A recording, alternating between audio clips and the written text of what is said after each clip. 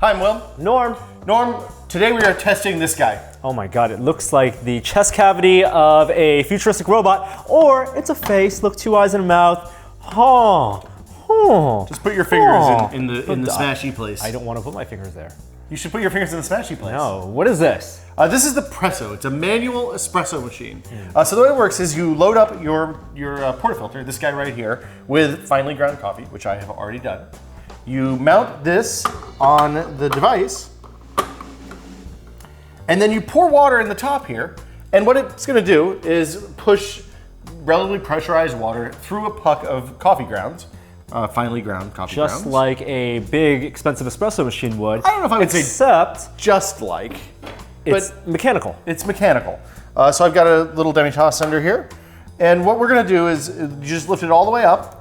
When you lift it up, the mechanism moves the water from the top reservoir into a kind of pressing area. I'm gonna let it wet the ground a little bit. And then I'm going to push down on the levers, which is going hard? to apply, Very hard? medium hard, I would say. Oh, the sound of fine coffee being made. Which is going to apply pressure and make espresso theoretically come out the bottom. The robot is extracting some espresso. Sometimes I find you have to give it 2 pushes. All right, and so like an espresso machine you would find at a normal coffee cafe. Like an expensive espresso home espresso machine. It's all high pressure water. It's not by hand. So typically, well, there's 2 ways to do it. The ones with the big lever are by hand at a fancy espresso shop, but because they have a giant spring and have a lot of pressure on them, if it goes poorly, then you can actually knock your teeth out with that lever if you let go of that lever at the wrong time. Oh. Because there's a lot of pressure in there. Like a home machine, like a $500 Rancilio Silvia or other home machines, typically have a large brass boiler. That's probably good. Here you go, Chan. Enjoy. Typically have a large brass boiler, and the boiler has steam and a pump that pushes the water through the espresso at like 9 bars of pressure, thereabouts. And you get that equivalent with this machine. They say you do. I kind of don't think you do. I found this machine. We'll go and taste this espresso and let me know what you think. Oh, it's very hot and it's very strong. So that is like an espresso. It's very strong. It's actually not that bitter. So I've done a lot of tasting with this over the last couple of weeks. I found it to make an okay shot of espresso. This is not my best work with this machine. My grinder's a little bit out of whack since traveling. Right. And the ground is also how finely you grind your coffee. It has a lot to do with the grinder. I used a cheap grinder, like a cheap blade grinder with it, and it's basically useless when presented with that. It's very finicky, even compared to a standard, like a home espresso machine. So and it requires more cleanup and more preparation. It's about the same amount of cleanup. The preparation, you can heat, because there's less metal involved, you can heat this up faster than you can, say, a Silvia or something like that, which takes 30 or 45 minutes to come up to temperature. I'm really torn on this because it's relatively inexpensive. It's $150. For an espresso machine, that's actually for an pretty cheap. espresso machine that actually does an okay job, that's very cheap. Yes. There are some other similarly priced devices on the market, like the Handpresso and the MyPressi.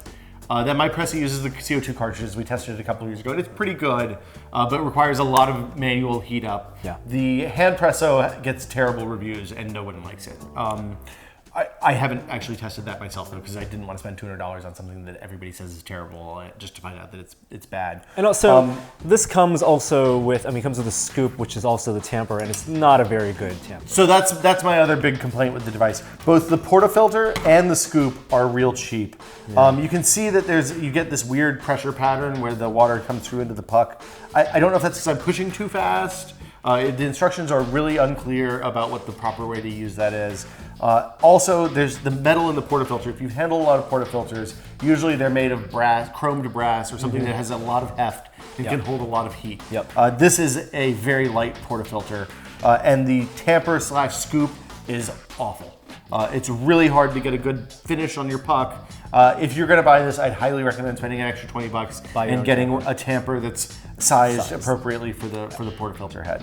So yeah, this is. There's also a couple of other accessories. It comes with a milk frother that is they say to microwave the milk. It's plastic, and then you pump up the froth, the warm milk. That's really bad. Don't do that. if you want to have steam milk, then get either an electric whisk that goes in the, Right. in the pot, or a desktop steamer, which are like $50, $75 now. So you can have that as well. I would recommend this with reservations. If you know a lot about espresso and are pretty good at getting a grind and a good finish on your puck and all that, I think you can probably make a pretty consistently good shot of espresso with this. Yeah. I was real up and down even after using it. You can't just buy this alone. You got to have your nice grinder. You don't have to have a $400 grinder or $500 grinder. I'm using the Baratza Vario here. Your Preciso would work just fine. Okay. With trial and error to make sure it's the right grinder. Requires a fair amount of work. And you're even once you feel like you have it dialed in, you're still going to get some fairly inconsistent shots. I found. So that's the Presso. All right. It's $159. You can buy it today. It is okay. And it looks like a robot. It does look like a robot. I didn't notice that until you pointed it out. Now I'm never going to see anything but a robot. For Tested, I'm Will. I'm Norm. See you guys later. Bye.